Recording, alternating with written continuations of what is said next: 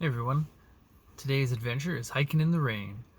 It's been pouring rain for 24 hours, maybe a little more.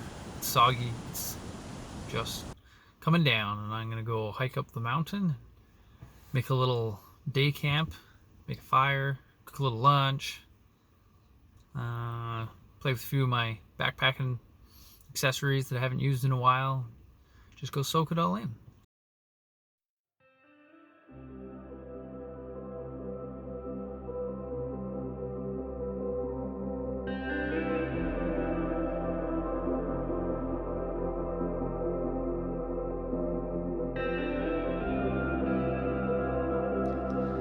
This is really one of my favorite times of the year to hike in these coastal forests of the Pacific Northwest.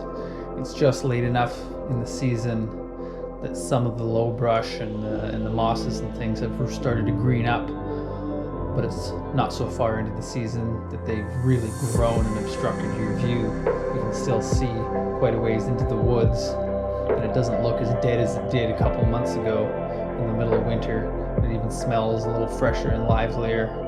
It's really a great time of year to get out and experience it.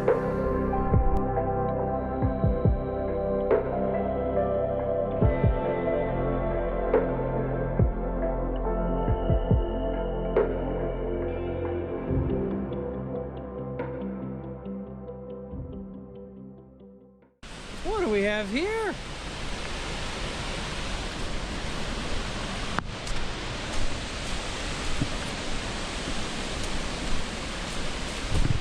Slippery.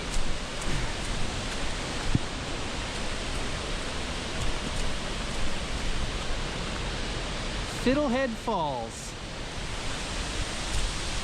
It's the first time I've heard of that. I've seen these falls before when I've walked up the creek, but I didn't know they had a name, and I've never seen them in high water like this.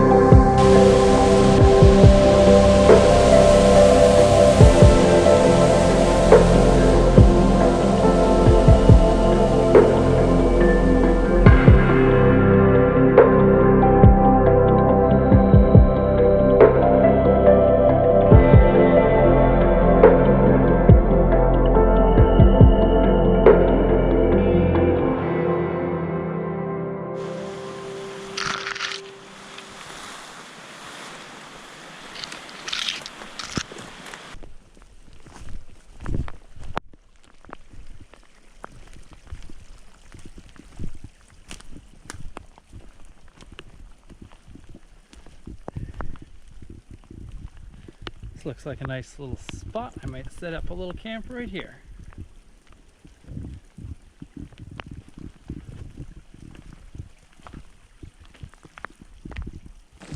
First thing I'm gonna do is set up a little shelter, set up the tarp so I have somewhere dry to hang out and put stuff.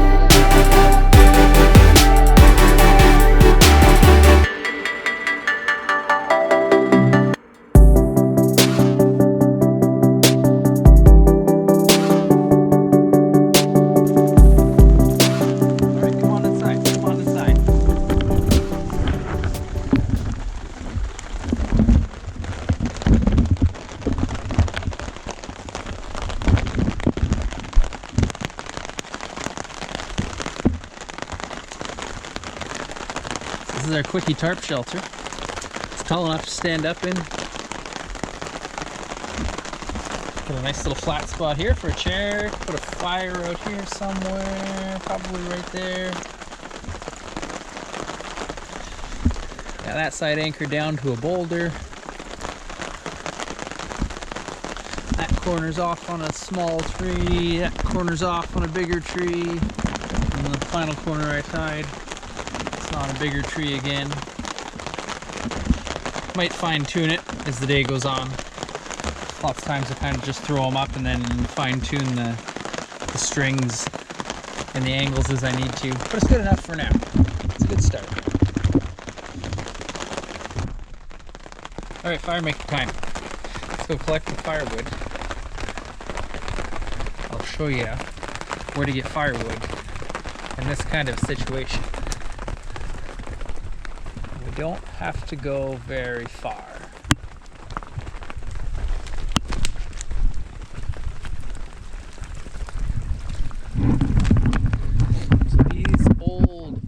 Cedar stumps that probably have been logged 100 years ago.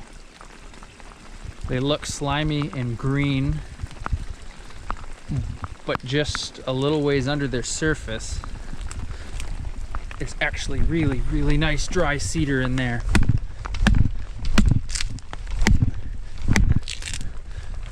Right there, just a half an inch under the surface. I can smell it already. Bone dry. So harvest as much of that as I can, and then we'll make a fire out of it.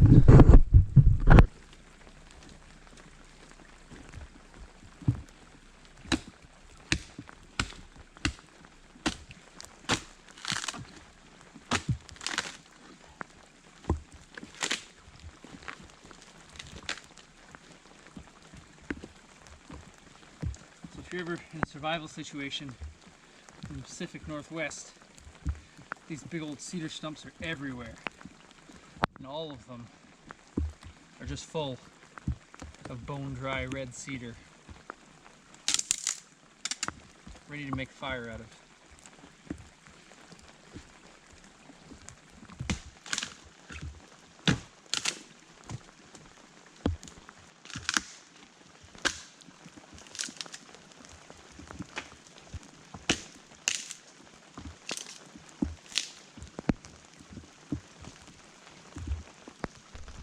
So as you can see, that didn't take very long, and we have a formidable pile of firewood ready for us. Let's see if we can get a fire going. Let's get some boulders, make a fire ring. The rocks aren't far away, thankfully.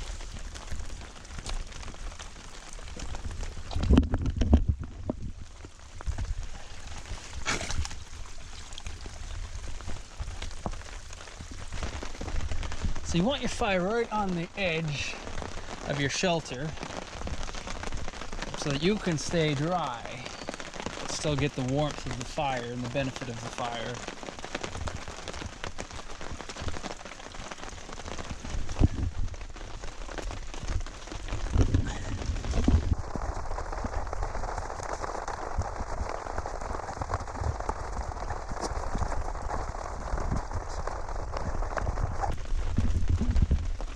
Looks pretty good.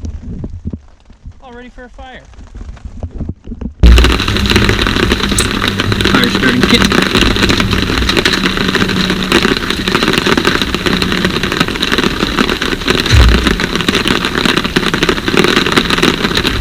Yeah, this fire starting set for Christmas. I haven't used it yet. Like a flint and steel type deal.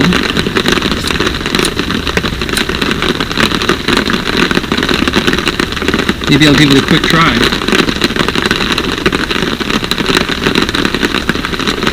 Read the instructions first even.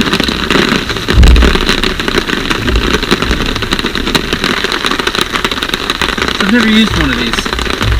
It comes with a little wood grater, which is like a little cheese grater for wood. So as you grate the wood, the shavings collect inside this box, and then you get a little tinder bundle. So I'm going to give it a shot. I'm not going to spend too long trying. Let's see if I can make it work.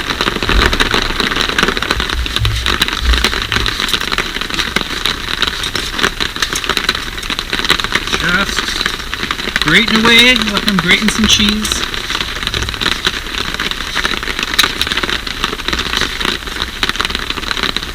Let's see, tinder reveal. See what we got. Oh wow, it is full of little dry tinder. Oh yeah, it smells great. Wow. Okay, now I'm gonna prepare my next little bits to go on the fire if I manage to get it started this way. I'm gonna start shaving some pieces of tinder, or to go on the tinder, kind of the next size up shavings, in case the tinder bundle takes flame.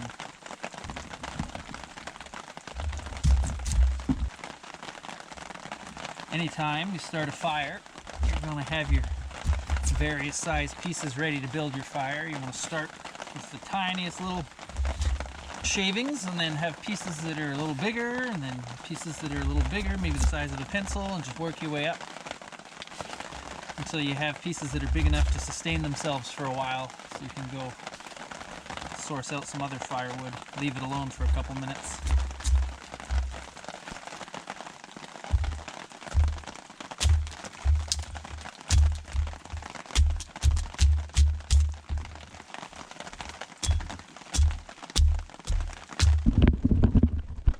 So as you can see, I've got them organized by size. So if I do manage to get that tinder bundle going and put those little shavings on right away, and then try and get the bigger pieces to ignite until I have those biggest ones going, and that by the time they get going, that'll give me enough time to bust up some bigger chunks, or just go and find some bigger chunks.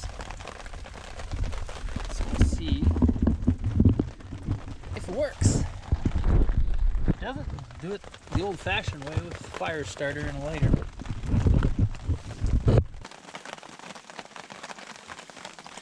So I want to get the sparks to fall right into that nest of tinder, ideally.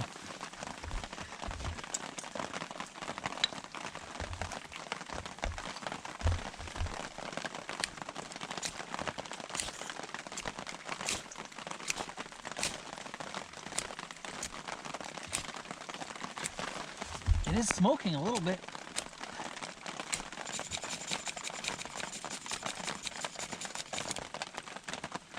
Come on. Maybe they need a little nest to fall into. Like a tiny bird's nest.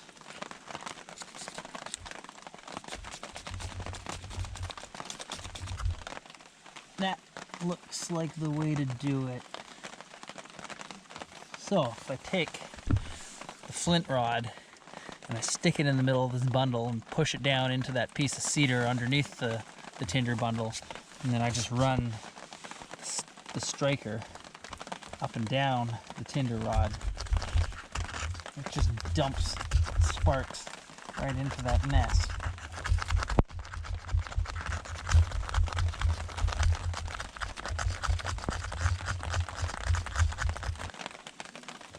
It is burning some of these shavings. They're just not quite taking. Gotta be close. Oh, so close. They're glowing. Oh, there we go. Oh, we had a flame. We had a flame. Flame, come on. Oh, I feel like we're so close. Oh, I broke the rod. I snapped it off. That might be the end of this. I could just work with a shorter rod.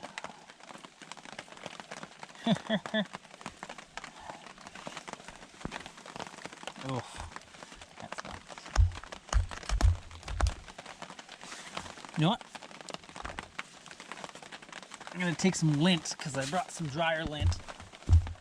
And I'm gonna cheat a little bit and see if that would work in a pinch. If that ignites just a little better. Usually have dryer lint in my fire starting kit.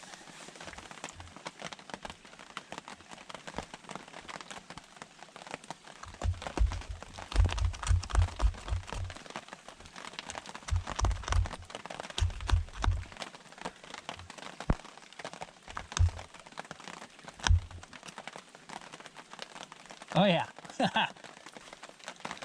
Okay, so I half cheated.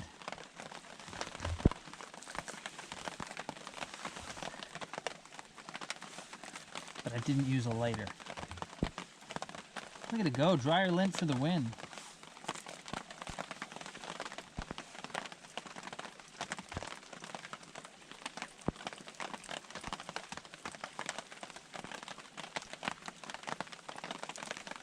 Now we're talking.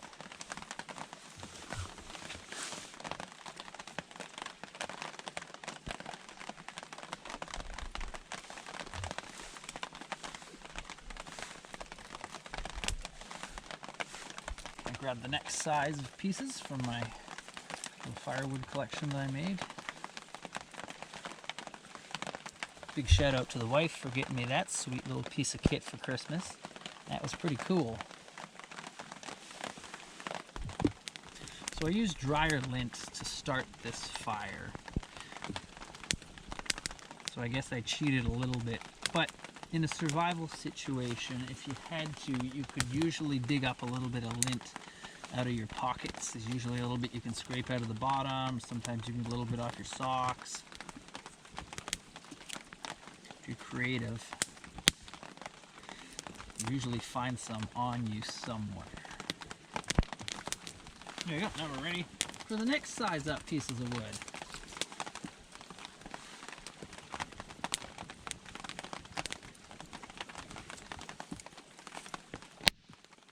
Oh yeah, it's crackling. Oh, the fire's filling my little tarp shelter with heat. And smoke, but that's part of it. Well-established little fire now.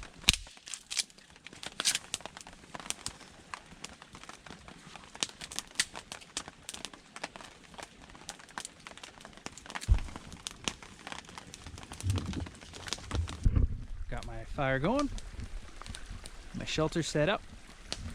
The only thing left to do now is make some lunch and a hot drink. Brought a tea and some soup, so I'm going to put some water on to boil, and then we'll enjoy that. Here's the lunch setup. I brought my insulated mug. Thanks again to the great wife for all these great gifts. I have a tea ready to go inside the mug, just need to boil the water. I have a faux noodle soup, again, just need to boil the water. And then I have lunch and a hot drink. So I'm gonna get that going. Stove. Fuel for stove. Make a flat spot. Pot. Add the water. A lid. And a light. And we wait for a boil.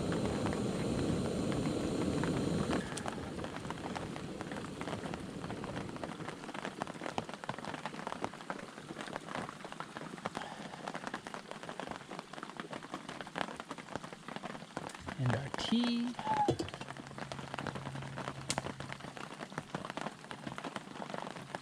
Now we wait.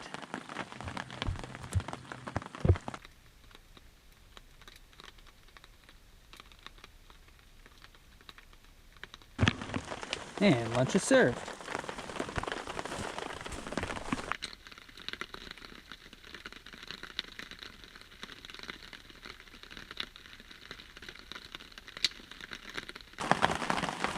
The faux noodle soup has good flavor. 10 out of 10, would buy again.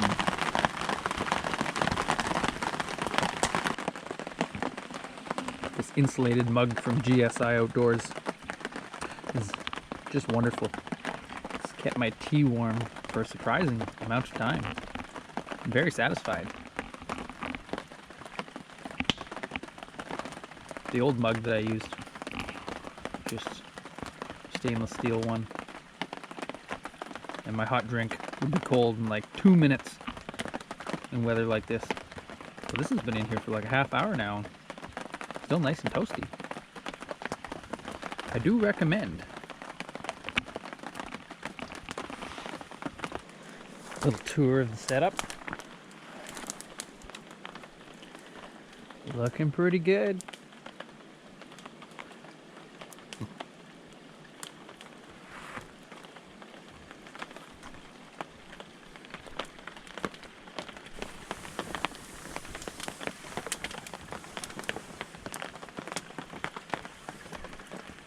So got a little firewood left.